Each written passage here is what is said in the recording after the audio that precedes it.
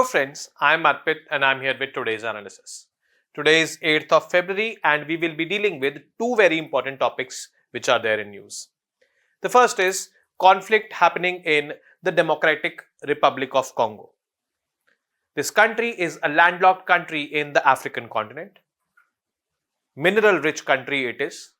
Coltan, cobalt, gold, these kind of minerals are found here. But yes, a group over here of the ethnic Tutsis named as M23 has been creating violence. Why? Because in 2009, this grouping had signed a peace deal with the government of Congo, and they were promised certain things like inclusion of these Tutsis people in the army and jobs for them. But those promises have been unfulfilled, and now they are on the roads spreading violence, taking over city by city. This conflict has also spilled over into the neighboring Rwanda. So let's see what happens. Then next is very short range air defense systems. This has been successfully tested by the DRDO. It is an air defense system, means any aerial object coming towards us. It can be a drone, it can be a short range missile. This goes and destroys that mid-air with a very little thermal signature. So flight tests were done and all the 3 flight tests were successful. It is now ready to be deployed in the forces.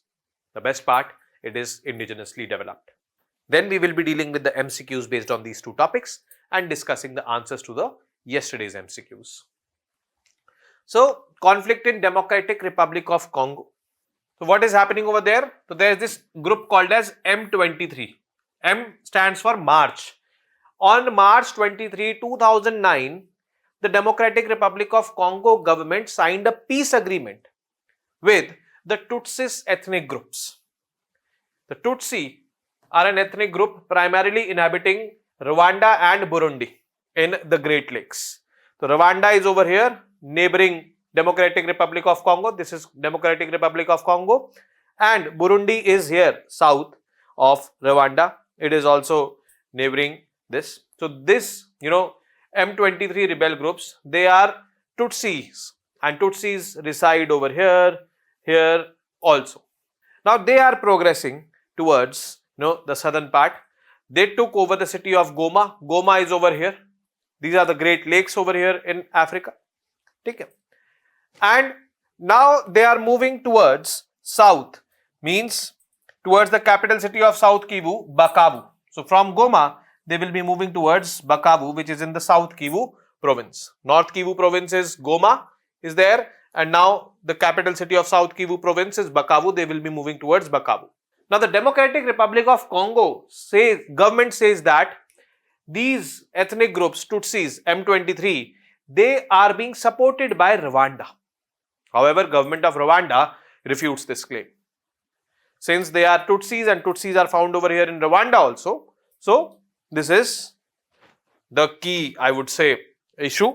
But yes, why these Tutsis, the M23 group of the Tutsis is spreading violence? We need to know that. So it has, first of all spread into the neighboring countries like Rwanda is over here, Burundi over here.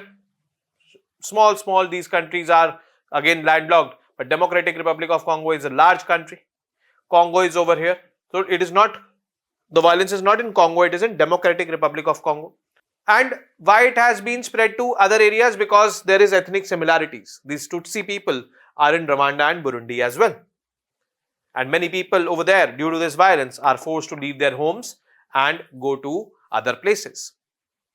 And they are also spilling into other countries in the region, thereby spreading this conflict in the region. Who are the M23 rebels who are spreading this violence?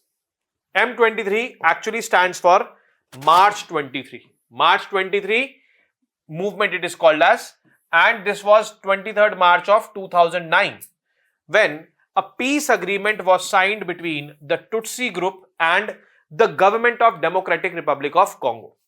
So government of DRC and Tutsi. This peace agreement was signed on this date, March 23, 2009. And according to this peace agreement, the government of the Democratic Republic of Congo promised to give, jobs in the army and the government. But they have failed to give. And that is why since 2022, again the Tutsis have become active. They're calling themselves M23 groups, and M23 signifies March 23. It is a way of making the government remember that day on which that agreement was signed, and they are now spreading violence. They are on the streets. So this is basically there, and it is getting spread to other regions as well. Now the group mainly represents the Tutsi ethnic groups, which has faced persecution in the region. They have been on the receiving end. That is why they were protesting in 2009. They got some lollipop, but that did not, come into fruition. That was not implemented. So now they are on the streets and they're spreading violence. M23 wants to protect Tutsis from violent attacks by another group. So here is another angle of the conflict. First is that this M23 of the Tutsis, they are against the government of DRC, Democratic Republic of Congo. One angle is this. Another angle is this, that these Tutsis are also against or fighting against a group called as FDLR. The full form of FDLR is Forces Democratiques de Liberation du Rwanda. Democratic Forces for the Liberation of Rwanda. So these are Rwanda based, another force or militia, we can say. This is not the government of Rwanda. This is a militia. Like M23 is a militia in DRC, FDLR is a militia in Rwanda. So M23 are fighting against their government and they are fighting against FDLR also. Now the government of Rwanda is another stakeholder. The United Nations plus the Democratic Republic of Congo government says that M23 are being supported by government of Rwanda. Why? Because government of Rwanda also is at loggerheads with FDLR. They want to wipe out FDLR. And a common enemy of M23 and government of Rwanda is FDLR. So that is why government of Rwanda is supporting the M23. This is what the allegations of the government of Democratic Republic of Congo is. So this is there. Now this FDLR is a Hutu armed group operating in the Eastern Democratic Republic of Congo. And this is the complexity which you need to understand and know in this particular conflict over there. Now why is Rwanda involved? So most of this question has been answered, but yes, let us structurally go through the answer of this question. It is accused of supporting the M23 rebels, providing them with weapons and soldiers. Why government of Rwanda is accused? Because M23 rebels are against the FDLR. Another reason is these people, the Tutsis, have ethnic similarities with Rwanda. A UN report from 2022 suggests Rwanda is involved in the fighting, although Rwanda denies it. The Rwandan government says it's only protecting itself from the FDLR, that group which is based in Congo and Rwanda, and targeting the government of Rwanda as well. Rwanda also claims that Congolese government is working with the FDLR. Government of Rwanda is saying that we are not working with the M23. Government of DRC, that is Democratic Republic of Congo, is working with FDLR. So this kind of blame game is going on. The conflict between Tutsi and Hutu groups, Hutu is FDLR, goes back to the 1994 Rwandan genocide, where this Hutu group killed nearly 1 million Tutsis. That is a huge number. That is why we were referring it to as a genocide. So they have historical, I would say, conflicts, the Hutus and the Tutsis over there. Hutus have formed FDLR, Tutsis have formed the M23. Why are the M23 rebels fighting? Government has not kept the promise of 2009 peace deal. That is the reason. And these promises included Tutsis in the military and the government, which hasn't happened. And they also want to protect Tutsis from the attacks by the FDLR. Another major reason for fighting is control over the region's valuable minerals. Valuable minerals like coltan, cobalt and gold, which are in high demand worldwide. And India is also present over there in Democratic Republic of Congo. And cobalt is basically a very important mineral for us. It has been categorized as a critical mineral as well. And Africa is very much important for India's critical mineral mission, and Democratic Republic of Congo is one of those countries in which one of these critical minerals which India has identified, that is cobalt, is present and is being mined.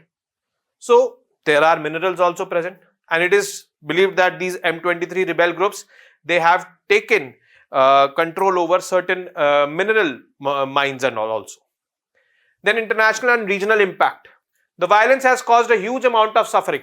More than 1 million people have had to leave their homes, and many have sought refuge in neighboring countries like Uganda and Rwanda. The destruction of infrastructure such as hospitals and schools is making life even harder for those who remain. And there's a risk of this conflict. This could escalate into a wider regional war. Why? Because people are leaving their homes and they are going to other countries in the region. And you saw that how closely packed these countries are in the Central African region, especially with Rwanda and Burundi involved in this particular conflict. These are immediate neighbors. Tensions between these countries and others in the region are high because of the instability of the Eastern Congo region. So this is going to increase the problems of Africa, not decrease, and already those problems are very high. In the sub-Saharan region, the countries are struggling with political stability. There are a lot of military takeovers and people are fighting. Now we have another country, that is Democratic Republic of Congo, added to the list in many other countries where political instability is in Africa. Then international involvement. The global organizations like United Nations, the EU and US have condemned the violence and called for a ceasefire. But United Nations has sent peacekeeping troops also over there, but the situation remains tense and diplomatic efforts have struggled to make a lasting impact. So let us see what happens. India in the meantime has rescued its people from that country successfully, but let's see what impact it is going to have on India in the times to come. Definitely India's critical mineral mission will suffer. So this is how we need to look at it. Second is very short range air defense system, VSHORADS. VSHORADS, we can say that. On 1st of February, the Defense Research and Development Organization successfully conducted 3 successive flight trials of VSHORADS off the coast of Odisha in Chandipur. These trials marked a significant milestone in the development of an indigenous air defense system designed to counter threats from the aerial targets, particularly low-flying drones. So what are these? These are these missiles, short-range missiles. 6 kilometers is the range of this missile, if to be exact, and it can go and intercept the aerial targets, and these aerial targets will be moving, so these will maneuver their movements and strike those aerial targets. Aerial targets can be drones, it can be small, I would say, missiles coming towards us. Now flight trials and objectives. The flight trials were aimed at testing the VSHORADS missile systems against the high-speed targets flying at very low altitudes. So this is a key point over here, flying at very low altitudes. Those targets will be, targeted by this particular missile air defense system and stimulating the characteristics of a low-flying drones and all. And it is not only drones, any flying object. And the key thing is that reduced thermal signatures are there. When the impact will be there, heat will be generated. The aim is to create very less thermal signature. That is, making it unique. The system successfully neutralized drones and their aerial threats under varying flight conditions. The trials are conducted in final deployment configuration with 2 field operators responsible for weapon readiness, target acquisition and missile firing. So now all these things are ready, means we have been testing all these things and we have been successful in doing so. So means that this configuration ensures the system is ready for deployment in real world operations. Means that was the final testing and now we will be deploying this. Now key outcomes of the flight trial. Success of all three tests were witnessed. Pinpoint accuracy was achieved. Data capture and analysis, various range instruments such as telemetry, electro-optical tracking system and radar were deployed at the integrated test range Chandipur to capture flight data.